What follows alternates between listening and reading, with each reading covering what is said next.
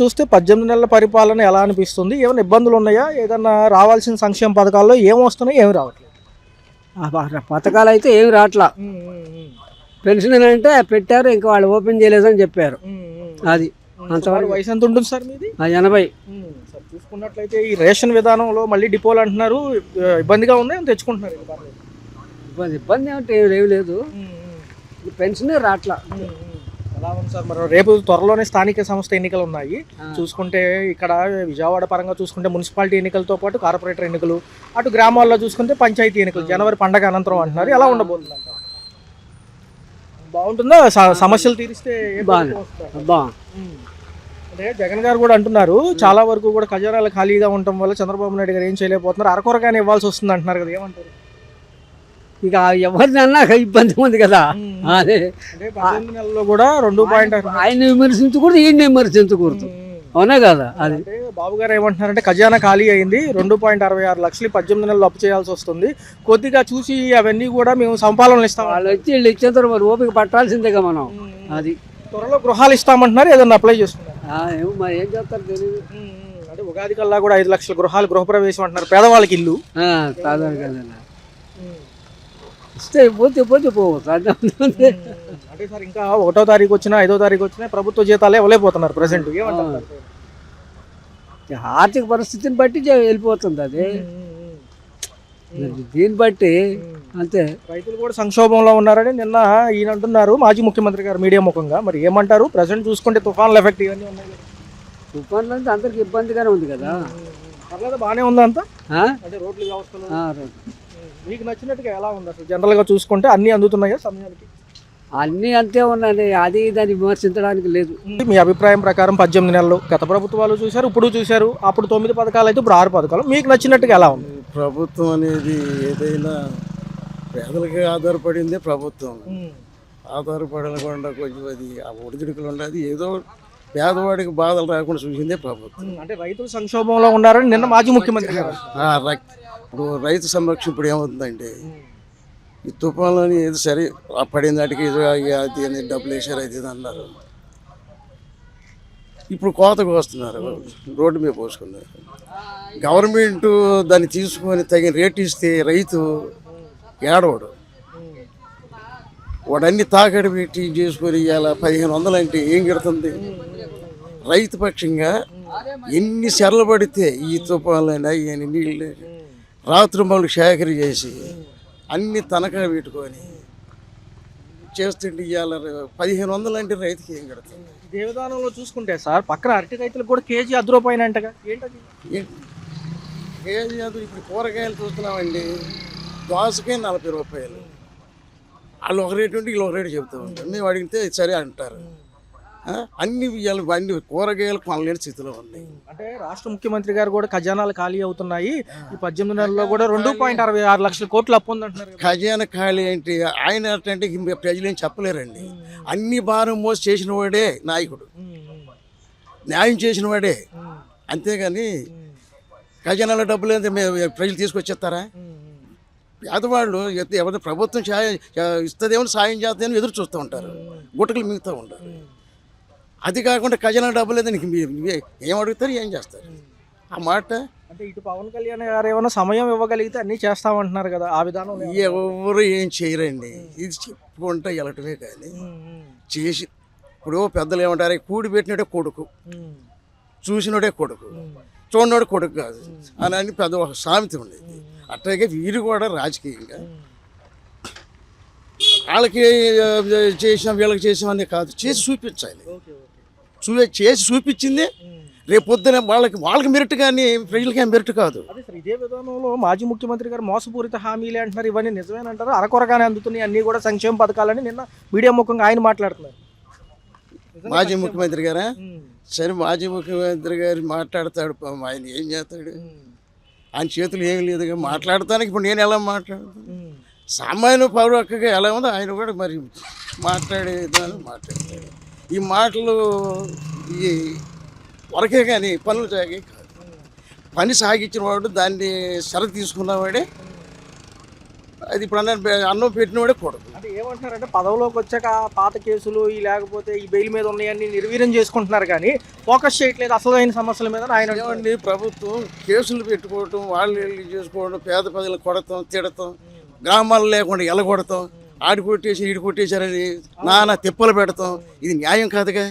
నీకు ప్రజలు ఓటేశారు, వాడిని కొట్టి ఈయన కొట్టి రేపొద్దున నిన్ను కొట్టరా? నిన్ను కొడతారుగా. నువ్వేం ఎత్తుతావు అదే కొత్తావు కదా పంట. ఆ పంటనే నువ్వు మరి రాకుండా చూసుకోవాలంటే ఓటు ఎవరికన్నా వేయండి. నువ్వు చెయ్యాల్సింది ఏంటి?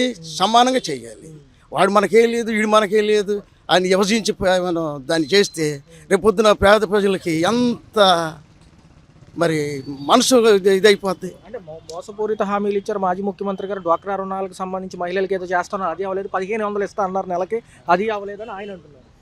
మాజీ ముఖ్యమంత్రి గారా? మాజీ ముఖ్యమంత్రి గారు అంటున్నారు చంద్రబాబు. అదేది మరి ఇప్పుడు పెన్షన్ కొన్ని ఖాళీ చేశారంట, తీసేశారు. తీసేయకూడదుగా.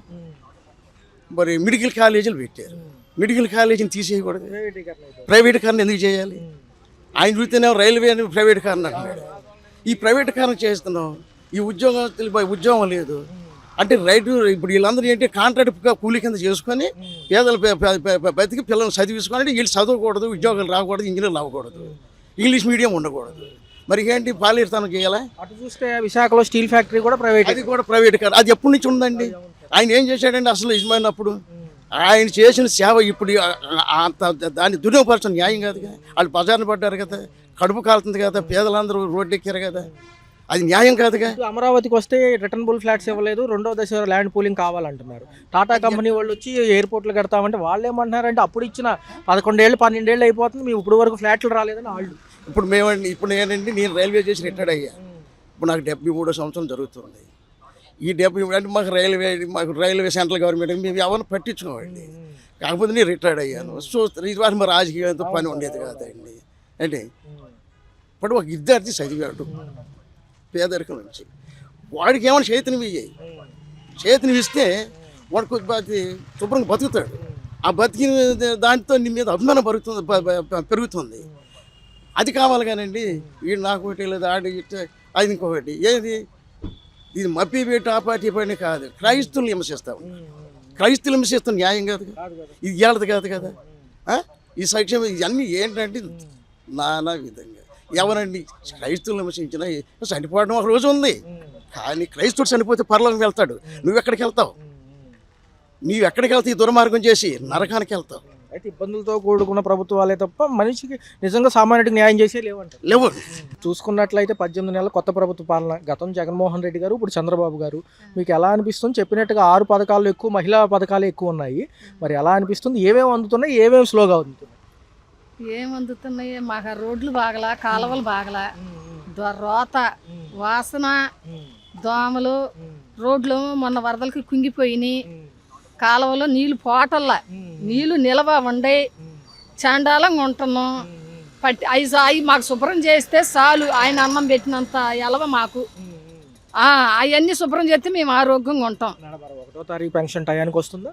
1వ తారీఖు పెన్షన్ కరెక్ట్గా వస్తుంది. మొన్న పెన్షన్ ఇచ్చే విధానంలో అటు సైడు తూర్పుగోదావరి అటు సైడు కొంతమంది ఏంటంటే పెన్షన్ ఇచ్చే వాళ్ళు ఇంటి పన్ను కట్టండి ఏదో అడిగినట్టుగా అంటున్నారు. ఏమన్నా అడుగుతున్నారు వాళ్ళు? ఏమన్నా మమ్మల్ని ఏమి అడగట్లా. పెన్షన్ డబ్బుల్లో మినాయించుకోవడం అదేం లేదు, మినాయించుకోవటం ఏమి లేదు, చక్కగా ఇస్తున్నారు. రేషన్కి వస్తే కనుక గతంలో డోర్ డెలివరీ ఉండేది పాత ప్రభుత్వంలో. కొత్త ప్రభుత్వం వచ్చాక ఇబ్బంది అవుతుంది, ఆ సమయానికి ఉండకపోవచ్చు అని డిపోల్లో ఇస్తున్నారు. సెలవుల సమయంలో కూడా అందుబాటులో ఉంటుందని విన్నాము, నిజమేనా? అది లేదు నాయన, బాగానే జరుగుతుంది. మాకు మటుకు జరుగుతుంది. ఒక ఊర్లో ఒక దేశంలో మాకు తెలియదు. మాకు అన్ని బాగానే, మాకు రోడ్లు, ఆ కాలువలో నీళ్ళు పోటల్లా, కాలువల్లో నీళ్ళు పోటల్లా, రోడ్లు కుంగిపోయినాయి, వెళ్ళాలన్నా రావాలా చాలా ఇబ్బంది పడతాము. ఆయన మాకు అన్నం పెట్టినంత అయ్యా, ఆయన శుభ్రంగా కాలువలను ఆ రోడ్లు చేస్తే చాలు అయ్యా. మేడం గారు, ఈ డ్వాక్రా మహిళలకు కానివ్వండి, లేకపోతే ప్రతి మహిళలకి 18 ఏళ్ళు దాటిన వాళ్ళకి 1500 ఇస్తా అన్నారు నెలకి. ఇది 18,000 సంవత్సరం బారు. చూసుకుంటే అది రేపో మాపో అంటున్నారు. ఆ విధానంలో ఇవ్వడానికి ఖజానాలో డబ్బులు లేవని చంద్రబాబు గారు అంటున్నారు. కొంచెం సమయం పట్టినా ఆగుతారు. ఏమో మరి మరి ఆయన ఇష్టం కదా. మరి ఆగిపోయినా ఏం చేయగలుగుతాం? ఇంకా ఆయన ఇష్టం వచ్చినప్పుడు ఇస్తే తీసుకుంటామే. అంటే ఏమంటున్నారంటే ఇప్పుడు వరకు 18 నెలలకు గాను 2.66 లక్షల కోట్లు చాలా డబ్బులు అవుతున్నాయి. సో ఇవన్నీ కూడా చూసిస్తా ఉన్నారు. రెండోది ఉచిత బస్సు గురించి కూడా ఒక అపోహ ఉంది, ఆపేస్తామంటున్నారు. నిజంగా ఆపేస్తే చెబుతున్నాయినయ్యా, ఇదిగో నా అనుభవాన్ని బట్టి చెబుతున్నా. అసలు ఫ్రీలు బస్సులు దేనికి వేసినట్టు? దేనికి వేసినట్టు ఆ కాలువలో నీళ్లు పోక దోమలతో రోడ్లు కుంగిపోయి వాసనతో పిల్ల జల్ల అల్లాడుతుంటే ఈ శుభ్రం చేయకుండా పీ బస్సులు అని ఏంటికి అనవసరమైన పనులు అయ్యి అనవసరం ఆ పనులు చేయటం. ఈ శుభ్రం చేయొచ్చుగా. ఆ నీళ్లు చూస్తే ఫిల్టర్ చేసి పంపించాలా? అటు కొండపల్లి అడ్డు రోడ్డుకి వెళ్ళి చూడు, కొబ్బరి నీళ్లు ఉండేటువంటి ఫిల్టర్ చేసి పంపిస్తున్నారు. ఇక్కడ నీళ్లు ఎలాగుండే పచ్చగాను వాసన, తాగుతుంటూ వాంతులు. ఏంటి శుభ్రం ఏం చేస్తున్నాడు? పనికి వచ్చాయేమో పక్కన పెడుతున్నాడు, పనికి రాని చేస్తున్నాడు. బస్సులు దేనికి? ఆ నీళ్లు శుభ్రం చేసి ఫిల్టర్ చేసి పంపించాలి కదా. స్థానిక అధికారులు చెప్తున్నారు వచ్చినప్పుడు మున్సిపాలిటీ వాళ్ళు ఏది చదువుతున్నారు, ఏదో ఆ కాసేపు దండాలు పెడుతున్నారు, వాళ్ళ దారి అంటున్నారు, దులుపుకొని పోతున్నారు. మాకేమొద్దయ్యా, ఆ నీళ్లు ఫిల్టర్ చేసి మంచి నీళ్లు వదిలితే ఆ రోడ్లు ఆ కాలువలు శుభ్రం చేస్తే చాలయ్యా. మాకు ఆస్తులు అంతస్తులు మాకేమీ వద్దయ్యా. త్వరలో రేపు జనవరి అనంతరం కూడా ఇక్కడ మున్సిపాలిటీ ఎన్నికలు ఉన్నాయి. ఏంటయ్యా బాబు, అంతస్తుల్లో ఉన్న వాళ్ళకి ఏం తెలిసిద్ది? పేదోళ్ళు రోత గలీజుల్లో బతుకుతున్నారు, అన్నాలు కూడా తినుకోకుండా వాసనకి నీళ్లు పోక ఆ దోమలు రోడ్లు కుంగిపోయి ఆ నీళ్లు చూస్తేనో పచ్చంగా పేడ కలిపి ఎట్టుంటాయి ఆ నీళ్లు. వాళ్ళే చత్తారులే, వాళ్ళే తాగుతారులే, వాళ్ళే ఏమన్నా కానీ అని అదే చేసేది ఆయన. బస్సులు దేనికి వేసినట్టు? బస్సులు వేస్ట్ కాకపోతే ఏమన్నా బస్సులు దేనికి? ఏంటిగా బస్సులు ఆ రోతలు కొట్టుకొని చేస్తుంటే అవి శుభ్రం చేయవచ్చు కదా. అవి శుభ్రమైన రోతకుండా వదిలేసి ఏందో పీ బస్సులు అని పెట్టిండు. దేనికి ఆ బస్సులు? ఏమి లేదు. డోకరా 2 లక్షలకి 50,000 వడ్డీ కట్టాలి, ఇంతే ఏం లేదు. మహిళలకు రుణం కూడా మాఫీ చేస్తామని ఏం లేదమ్మా, ఏం చేయలే. 1500 కూడా ప్రతి నెల ఇస్తామన్నారు. లేదు, పోస్ట్ ఆఫీసులు అయ్యగాళ్ళు లేవు. మళ్ళీ చచ్చిపోయిన వాళ్ళకి ఎల్ఐసీని గడిచుకున్నారు మా చేత 10 మంది అయ్యగాళ్ళు లేవు.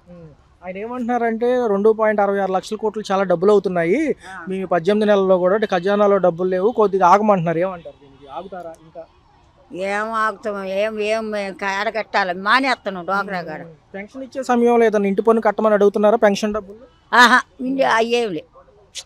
అయ్యే పెన్షన్ 4,000 ఇస్తాను కరెక్ట్గా, ఇంటికే వచ్చేస్తాను. కొంచెం రైతులు సంక్షోభంలో ఉన్నారన్నారు, మరి పనులు ఎలా జరుగుతున్నాయి? చాలా వరకు తుఫాన్ల ఎఫెక్ట్ ఉంటుంది. అన్ని పెరిగిపోయినాయి రేట్లు, కూరగాయలు కానీ బియ్యం కానీ బతకడానికే లేదు మాకు. ప్రభుత్వంలో అన్న టయానికి వచ్చినాయా?